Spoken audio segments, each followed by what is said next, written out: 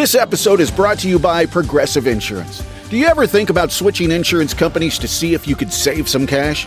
Progressive makes it easy. Just drop in some details about yourself and see if you're eligible to save money when you bundle your home and auto policies. The process only takes minutes, and it could mean hundreds more in your pocket. Visit Progressive.com after this episode to see if you could save. Progressive Casualty Insurance Company and Affiliates. Potential savings will vary. Not available in all states. This is an ad by BetterHelp. BetterHelp recently surveyed over 16,000 people and found that while 75% of people believe it's wise to seek support, only 27% of Americans are in therapy, and people stay silent to avoid being judged. BetterHelp has over 10 years of experience matching you with the right therapist, because we're all better with help. Visit BetterHelp.com/stopthestigma for their first ever State of Stigma report, the latest in mental health research. He is a retired Master Sergeant from the Army National Guard in New Jersey, served 18 years, worked in military police, instructor, protective service, agent in Iraq. Also, he worked undercover for the gang and narcotics unit.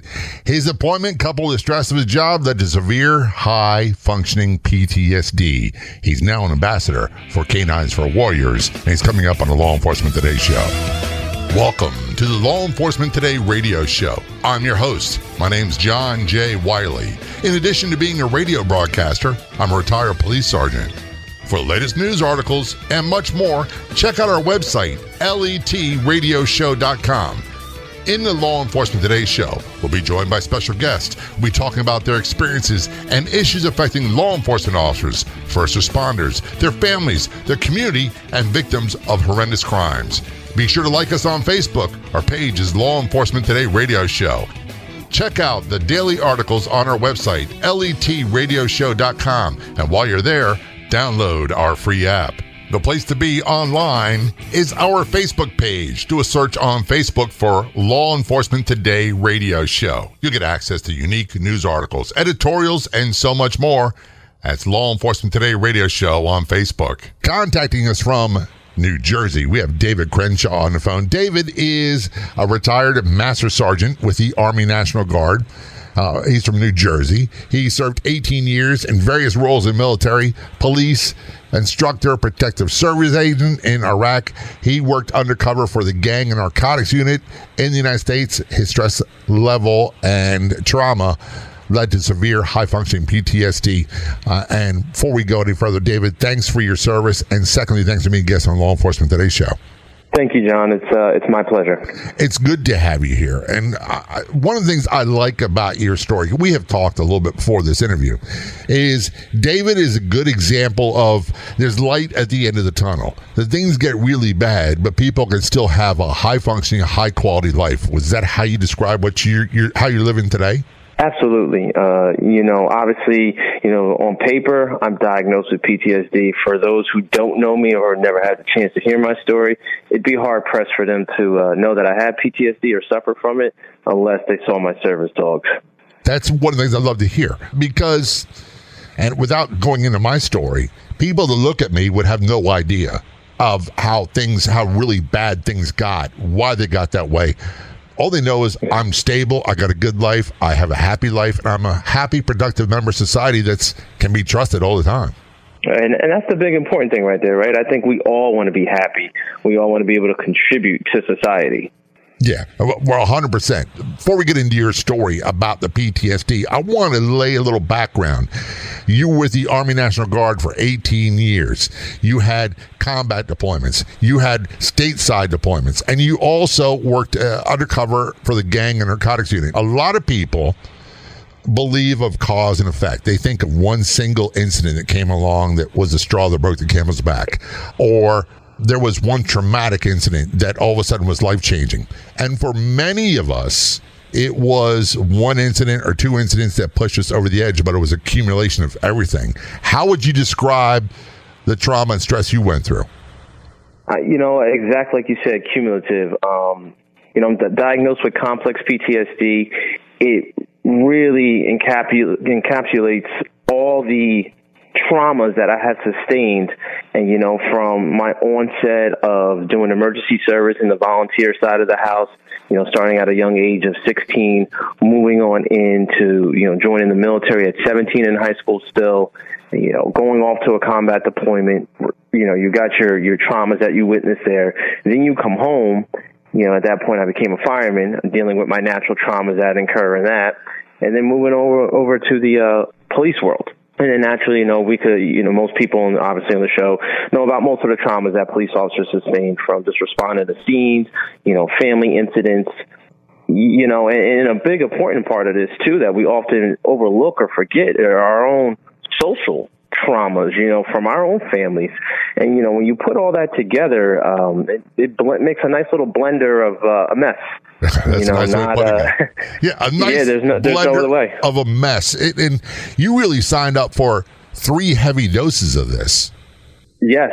And, unfortunately, I like to say I came in under the old school mentality where we only fix this by certain ways, and that was usually grabbing a drink, right? We never really expressed how we felt to one another. It was frowned upon to do that. And a lot of us, didn't come forward with a lot of things just for fear of losing our job, right? We know we may be broke. There may be something off with us, but we love our job, and we wanted to continue to do that. So for most of us, we'll sacrifice ourselves for the love of the job. When you say love of the job, we're talking about military, we're talking about firefighting, we're talking about police work as well. I will say from the love of the job is respectfully to anyone who is in a service.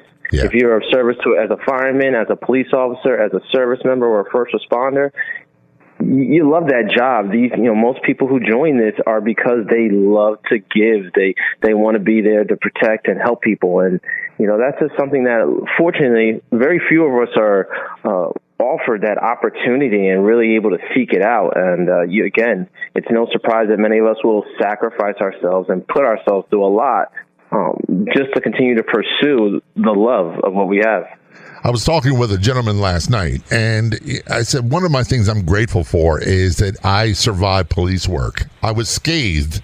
People say unscathed. I came out very scathed, physically and emotionally and mentally. However, I did survive. Not everybody that goes into military, police work, firefighter, corrections is so lucky. There's quite a few people that really have paid the ultimate price. Absolutely. And, oftentimes we reference the ultimate price as, losing one's life. And listen, there's nothing more sacrificial than that. And we know that.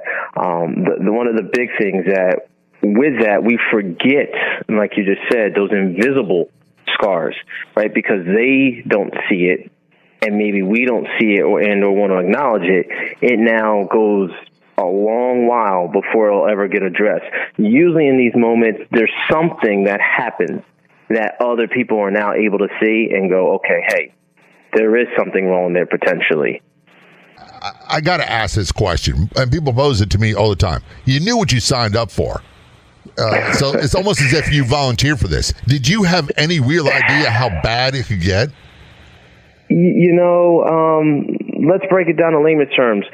Do we know how bad it could get when we get our driver's license and get behind the wheel of a vehicle and drive every day, whether we're picking up our kids, going to grocery stores, going to school? We don't think about those dangers. Is it dangerous? Is the likelihood that you can get in a motor vehicle accident high? Of course. So, I resent that comment when people say this is what we signed up for. Yes, there are implied and somewhat inherent dangers with the job. And in jobs, I'll say that. And we do I think the systems do a really great job at preparing us for how to tackle the job. I think where a lot of systems have failed over the years and they're actively trying to do better is how do we prepare and help or fix after the damages of the job. And, from the military to the police force to the fire, we're far behind the bell curve in regards to trying to make sure, we are very reactive, right? I think most people would agree. We are reactive to this, and it should be a proactive thing. Just think about it in the police academies or the fire academies or in basic training. If you were taught resiliency, right, told that it's okay. Hey, you're going to see things that are going to bother you. You're human.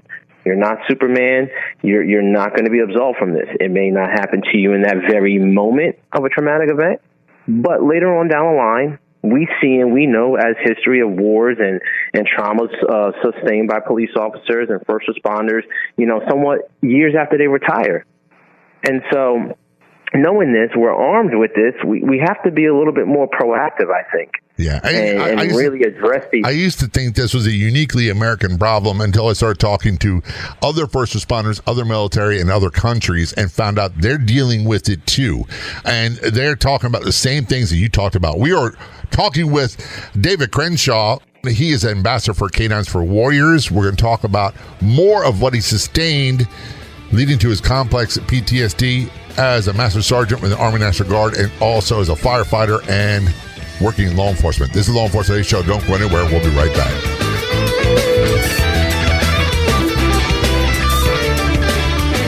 Welcome to the Harmony with Food radio show. I am your host, Meg Marie O'Rourke. In addition to being a radio broadcaster, I am a nutritionist for longer than I'd like to admit on the radio. Join my guests and I as we discuss how to live in harmony with food, from gut health issues, food sensitivities, food intolerances, and the comorbidities of obesity. Being your own healthcare advocate is achievable, and so is living in harmony with food. For the latest nutrition information blogs, check out my website, harmonywithfood.com. Have you ever wanted to listen to a favorite Law Enforcement Today episode again? Or chat directly with John J. Wiley? Now you can. Download Podopolo for free on either app store and send John J. Wiley a DM right on the app. That's Podopolo, Podopolo.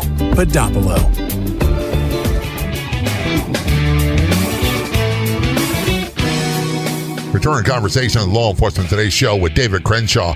He is a retired Master Sergeant with the Army National Guard from New Jersey. He served 18 years, various roles in military, including combat.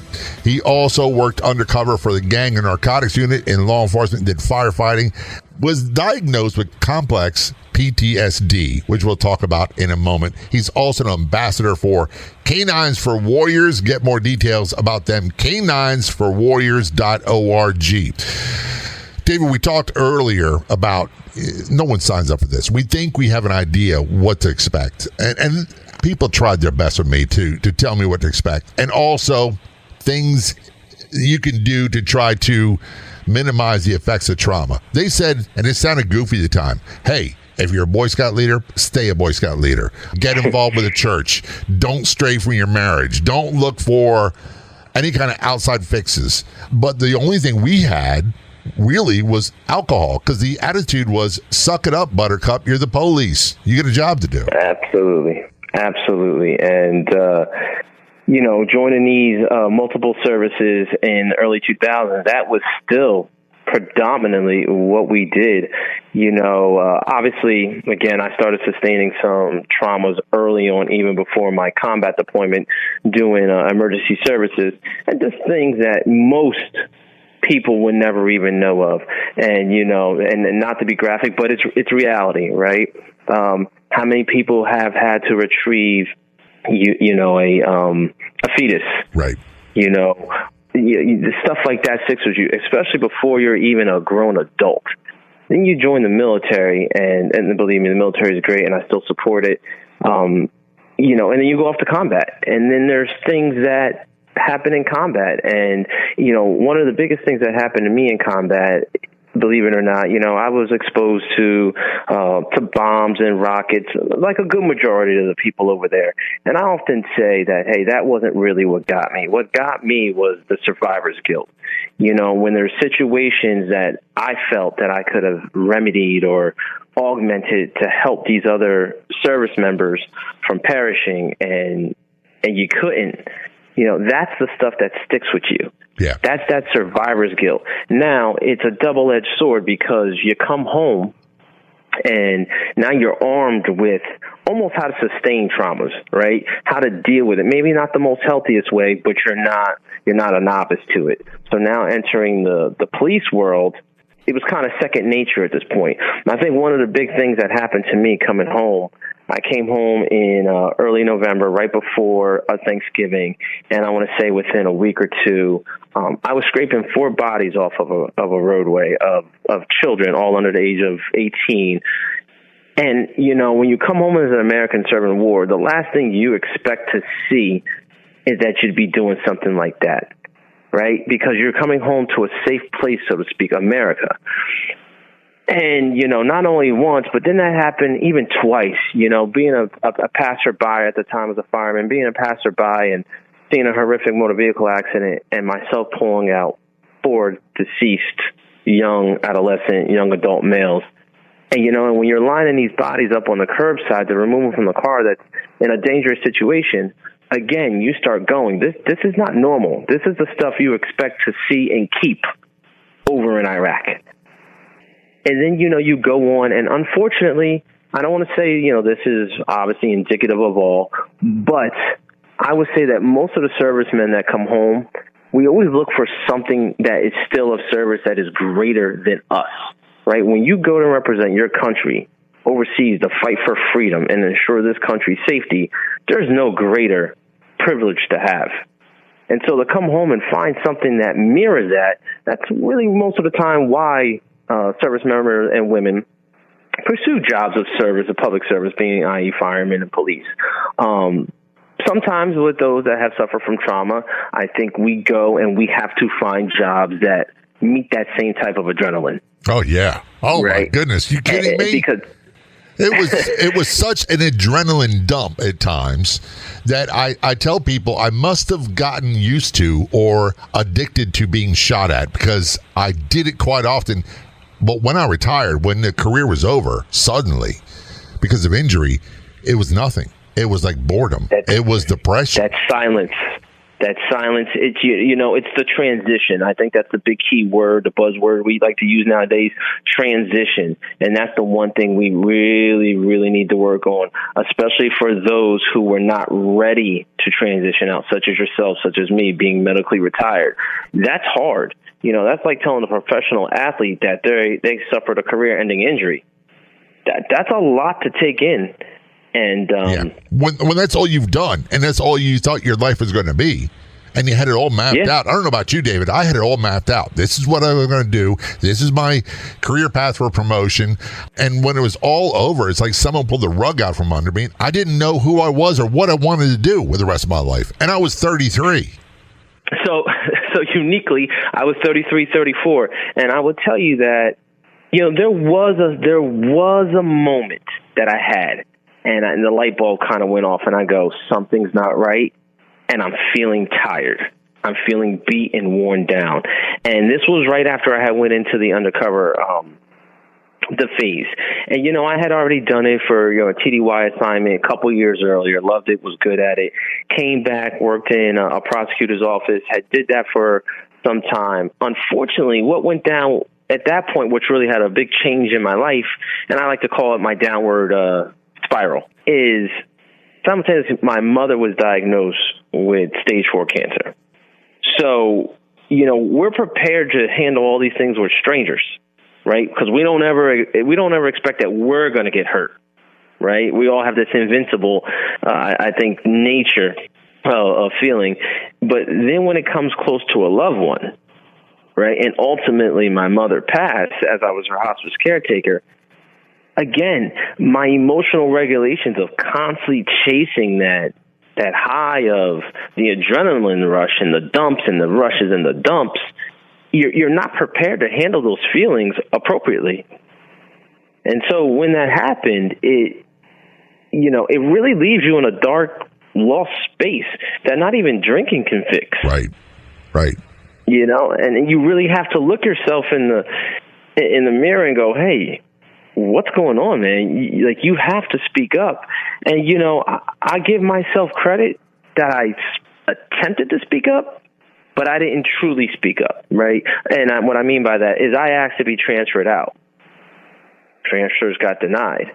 Now, I didn't say, hey, I need to get transferred out because I feel like I'm feeling too much stress from dealing from my family situation, and as well as the stress of performing these undercover narcotic buys in the same area that I grew up in. So it really was an uncomfortable situation. And there's no break from it. It's one of the things I hear all the time is you clearly establish when you're in combat in the military, you're deployed. You come home. When you're a police officer or a firefighter, you're working in your own community. And the things, and I hate this term, David, triggers that trigger, you're surrounded by them every day. There's no escaping them. Then you throw in personal loss, family situations, which we'll talk about more in a few moments. This is the Law Enforcement Today Show. Return our conversation with David Crenshaw in just a few moments. Don't go anywhere. I promise you. Great stuff heading away. Don't go anywhere. We'll be right back. One of the most frequent questions we see is, where can I find great podcasts? Do you have any suggestions? Yes, we do. So we decided to start our own podcast network on Law Enforcement Today. That's right. You can find top podcasts about law enforcement on our website and our free app. Go to letradioshow.com, click the Be Heard tab, and there you'll find the LET Podcast Network. We'll be adding more podcasts from first responders and more. Again, to find the Law Enforcement Today Podcast Network, go to letradioshow.com and click on the Be Heard in our menu, or download our free app today at letradioshow.com.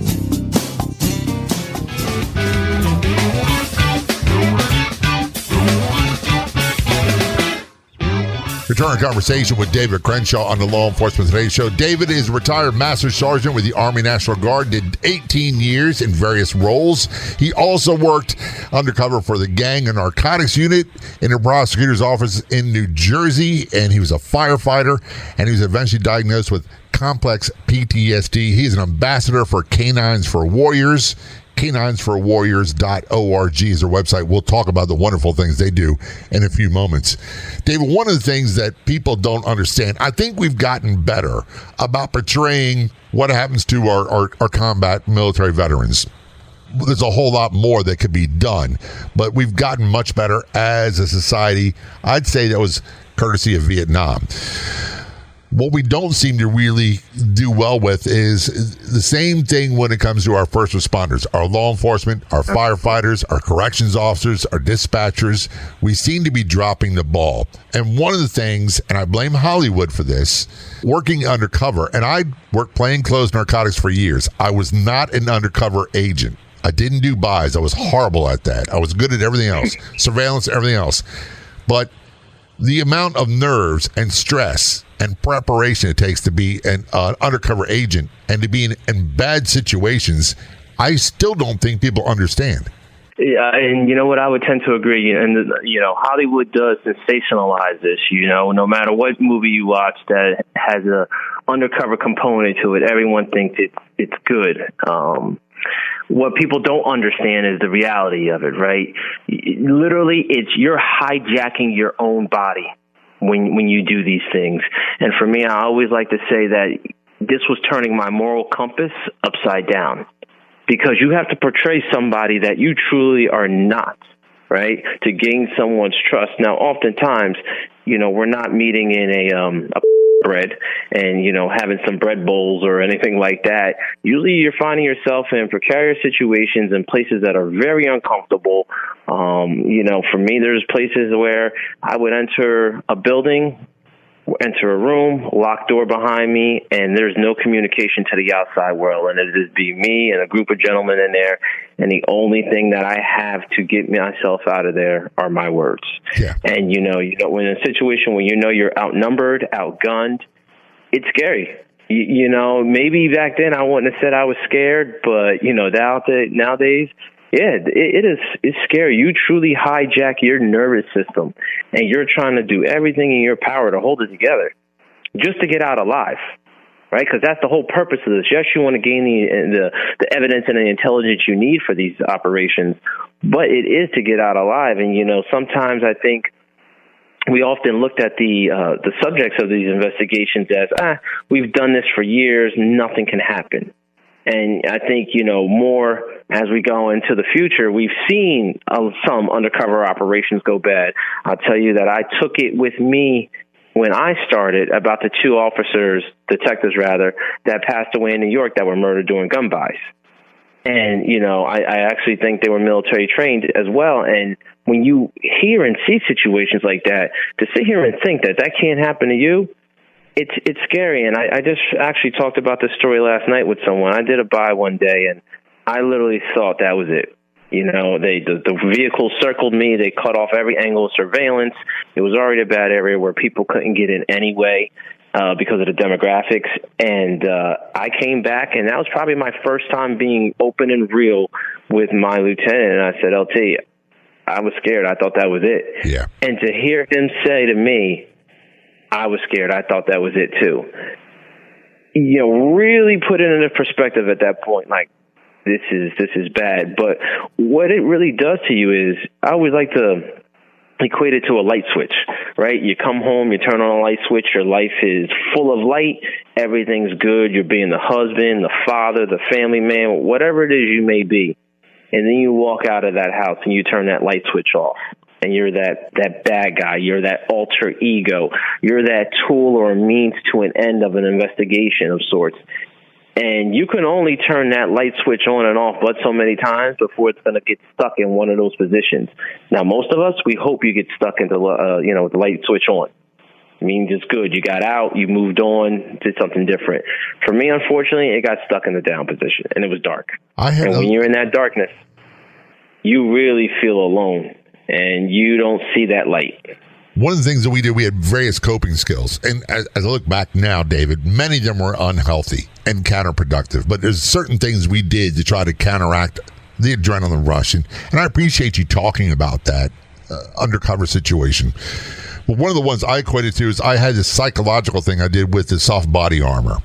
When I would be taking it off at my locker, when the Velcro would be coming off, I would try to transition my mind from being cop Jay to dad Jay and husband Jay. And that worked really well for quite a while until it didn't anymore. We used to go to the parking lot and drink beer afterwards and talk. And there was a therapeutic aspect to the talking and all that stuff that helped. However, the drinking of the beer all the time turned into a problem. And eventually these things that we were doing, I have a joke. You could have a cop in Baltimore, I say, that came on the job. It was a choir boy and a choir director, happily married, 3 kids, doing great. And 5 years later, living in a basement of a rented house with a stripper. And they're drinking all day, all night. Yep. And it's like, you see it now, but back then I didn't see it at all. And the irony of this drinking, right? I don't know if you called it the same thing that I've always seen around, the industry up this way, is we call it, hey, we're going to go to church. Yeah. Church, choir practice, whatever it was. We're going to go to choir practice or church. That's good. That's our time to confess to each other. But we're not really showing our full vulnerabilities in these things, right? Because we're drinking and we're still having that tough guy exterior, right? Like, oh, hey, we did this. This is who we are. But we really weren't getting to the root of the problem. Maybe we all knew we had something we wanted to talk about, but who was going to be that guy to say it? And you didn't want to say it because then someone would look at you as weak or, now there's a vulnerability. Now he's blacklisted. Right. And, I can't depend on and I don't know about you. Yeah, you can't depend, right? And if you're not dependable, then in that job, you already know what that's like. And my thing is, I used to say, and this is what I was taught, this is throughout all the industries, firemen, police, military. If you can't have a drink with a guy, you can't trust him. And I still see that on television now. I still see it in the movies now. And I'll be honest with you, I gave up drinking 30 years ago. And when people say that, I'm like, okay, I'll have a soda with you. If that's an issue, that's your problem, not mine. Yep. And people are like, you don't have to be rude about it. I'm like, well, look, that's just the way things are. In order for me to be a happy, productive member of society, that's what I have to do. That's one of the things I need to do. Was there a crash and burn moment where you realized I need to do something? Absolutely. There was definitely a crash and burn moment. I don't want to say that I pulled the ripcord. I'm going to say someone else pulled the ripcord for me. And but once I landed, and it was a hard landing, right? I sat here and I said, okay, I want to be husband Dave. I want to be father Dave. I want to live, and I don't want to live like this. And once that went off, right, once that light bulb went off, that was it. that was my motivating factor. My kids, more than anything, was my motivating factor. They deserved to have their father. Their father, in my eyes, had already taken enough from them. Deploying, constantly being away stateside. When we go out, I can't even act as their regular father for fear that I was running into people that I had dealt with in the undercover world. And I say that because it's happened twice while I was with my family. Yeah, that's I think that's tough to explain. And we will try our best when we return. This is Law Enforcement Today Show. We're talking with David Crenshaw. David is a retired Master Sergeant with the Army National Guard. He also worked as a firefighter, worked in law enforcement, did undercover work in narcotics and gang investigation. He was diagnosed with complex PTSD, and he's going to tell more of his story and how he became ambassador for Canines for Warriors. This is Law Enforcement Today Show. Don't go anywhere. We will be right back.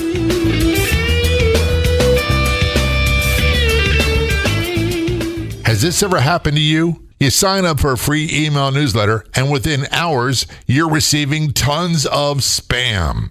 That won't happen when you subscribe for the free Law Enforcement Today radio show email newsletter. We won't spam you. No more than 2 emails a week. I promise. All subscribers are automatically entered in all future contests. Sign up at letradioshow.com. Scroll down to the sign up area. That's letradioshow.com.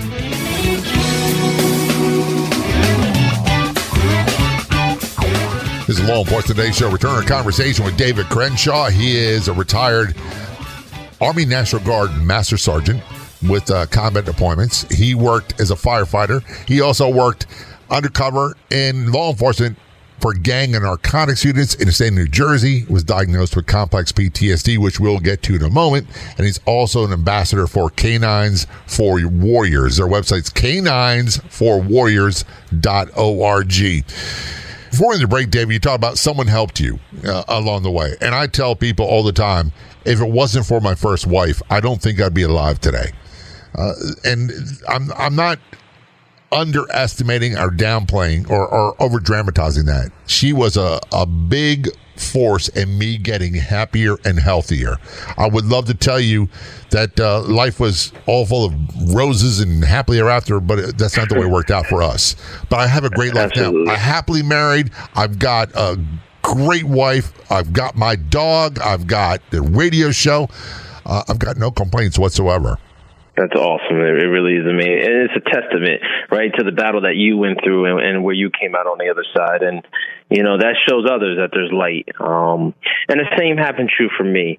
In these situations, and I don't know how you could attest to it, but oftentimes when the cat is let out the bag, so to speak, and in my case it was the PTSD, it wasn't very welcoming by my law enforcement community, even my family. The law enforcement community, they always speak of this brotherhood, but sometimes it's like, hey, when you get in trouble, there's something happen. It felt like I had like a disease.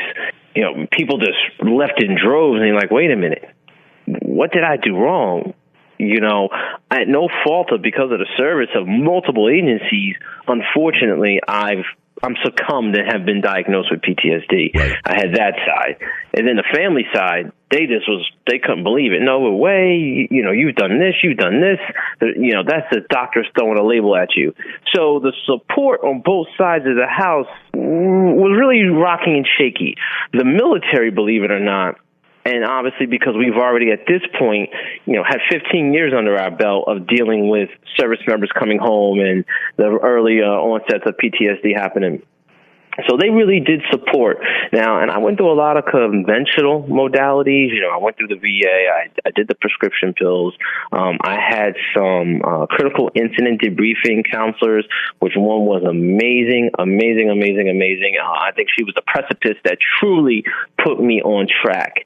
And then secondly to her was this organization that actually supports Canines for Warriors by raising monies and donating to them.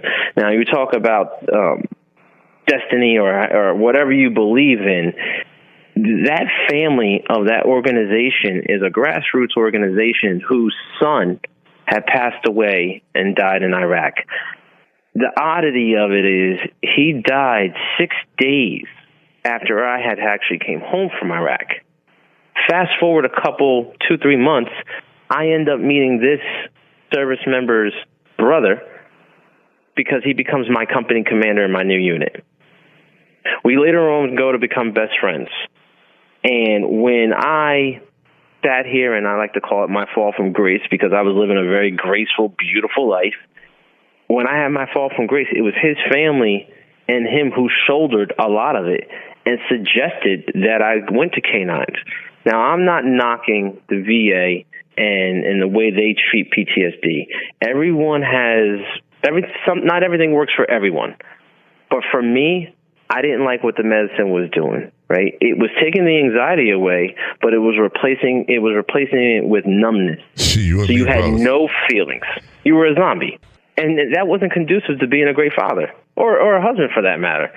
So I wanted to be able to advocate for myself.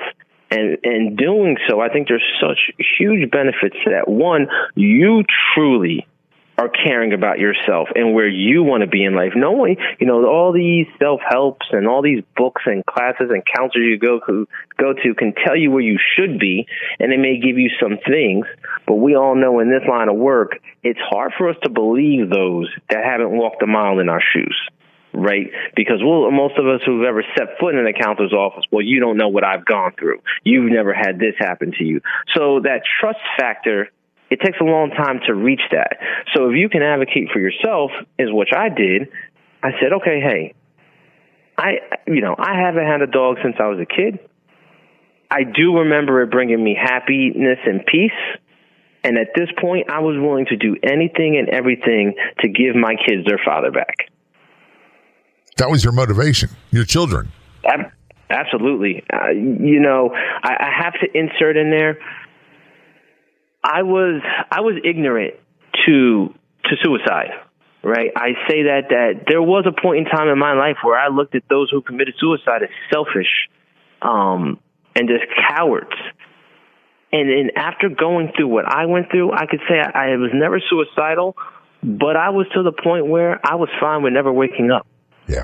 Going to sleep one night and never waking up. And that changed my whole mindset to understand what drives someone so far that they find peace and comfort in taking their own life. Brother, I don't know the answer to that, and I don't think we ever will. And here's part of the problem. We talked earlier about survivor's guilt. I wish there's a way I could change that for people. I realized a long time ago, I'm not God. I'm not Superman. I can't fix what's unfixable. All I can do is share my story. And unfortunately, way too many veterans, way too many first responders are still dying every day, and most of them at their own hand, the vast majority. But there's a rainbow, a pot of gold for you. That involved getting involved with Canines for Warriors and getting your dog. Is that when your life really began to change? It did, because you know what? I don't mean to laugh at this, but I was often referred to as the tin can man, right? You could get no emotion out of me. I didn't cry. And I just remember that first day, they had something called Dog Day at Canines for Warriors. And it truly is reminiscent to like having your first kid, right? You're anxious, you're scared, you don't know what's going to happen. Is this really going to work? Are you prepared for this? Right? There's more questions than anything on the very first day, and anxieties, believe it or not.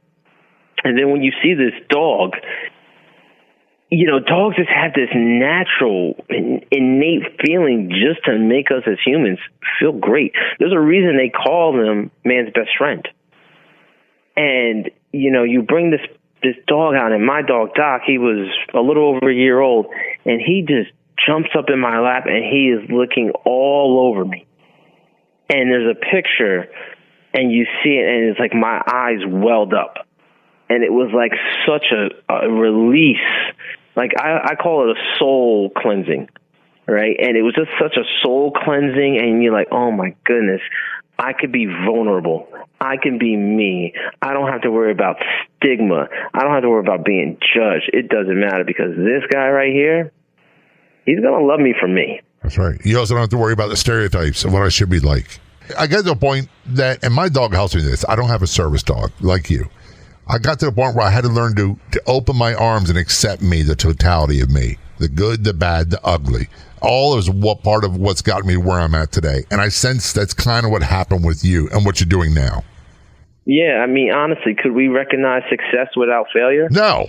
Or right, you wouldn't be able to notice it. And I tell people all the time, if you would have told me 5 years ago, hey, this is where you're going to end up, but you're going to have to go through all this, I would have never signed up for it, ever, right? If you would have told me beforehand.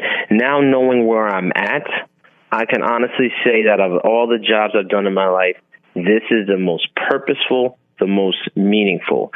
And what started as advocating for my own health, receiving a service dog that helped mitigate my PTSD so that I could be a functional member of society, turned into something far greater. It gave me a purpose. In a nutshell, Canines for Warriors has been a lifesaver for you and your new mission, correct? Absolutely. And where can people get more information about you and Canines for Warriors and what they do? And by the way, I'm sure donations will be appreciated. Absolutely. It's quite costly, roughly about $25,000 to train these dogs. But the impact that you get is priceless. How many years are you giving to that veteran's life? And honestly, I am going to throw in there, how many years could you be giving to a first responder's life? Right. They have what's called a station dog program, which these dogs are high caliber, maybe not to the level of a service dog, but they have been implemented into firehouses and police stations in and around certain parts of the country. And aside from helping victims that are coming into these places, it's lowering the stress level of our officers and first responders when they come back in off the road. And you get more details. I'm going to wrap it up at caninesforwarriors.org and get more details about David's story there. David, thanks so much for being a guest on the show. Very much appreciated. Thank you so much, John. Really a pleasure. I'd like to thank our guests so much for coming on the Law Enforcement Today radio show. The Law Enforcement Today radio show is a nationally syndicated radio show broadcast on numerous stations once a week and growing. If you enjoyed the podcast version of the show, please do me a big favor. Tell a friend. I'll be back in just a couple days with a brand new episode of the Law Enforcement Today radio show and podcast. Until then, this is John J. Wiley. See ya.